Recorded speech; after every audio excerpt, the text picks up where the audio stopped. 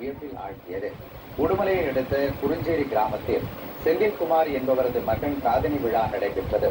சென்னையில் தகவல் தொழில்நுட்பத் துறையில் பணியாற்றி வரும் செந்தில்குமார் விவசாயத்தின் மீதுள்ள பேரார்வம் காரணமாக காதணி விழாவின் சிறப்பு நிகழ்வாக காங்கேயம் நாட்டு இன மாடுகள் குறித்த விழிப்புணர்வு கண்காட்சிக்கு ஏற்பாடு செய்திருந்தார். மாட்டு வண்டிகள், காங்கேயம் இன மாடுகள் ஆகியவற்றை விழாவுக்கு வந்திருந்தவர்கள் ஆர்வத்துடன் பார்வையிட்டனர். ஆட்டம் பாட்டத்துடன் குடும்ப விழாக்கள் நடத்தப்படும் நிலையில் மாறுபட்ட விழாவில் பங்கேற்பது மகிழ்ச்சி அளிப்பதாக பங்கேற்பாளர் ஒருவர் தெரிவித்தார். இந்த விவசாயத்து சம்பந்தப்பட்ட அந்த மாடு, காங்கேயம் காளைகள் அதுக்கு தேடி தந்த வெற்றிக்கும் அந்த பரிசுகளையும் பார்க்கும்போது நம்மளுக்கு ஒரு இயற்கையான சந்தோஷம் தருது. செயற்கையான விஷயத்தை அவாய்ட் பண்ணிட்டு இயற்கையான விஷயத்துக்கும் இந்த மாதிரி மாடுகள் இனங்கள் நம்மளோட வளர்த்துற இனங்களுக்கு முக்கியத்துவம் கொடுத்து பண்றது. அது இப்போ இவங்க பண்ணின இந்த விதங்கள் இந்த காளைகளுக்கு முக்கியத்துவம் கொடுத்து மாடுகளுக்கு முக்கியத்துவம் கொடுத்து நடத்தின விசுவாசங்கிறது ரொம்ப கௌரவமாகவும் பெருமையாக பார்க்குற சந்தோஷம்.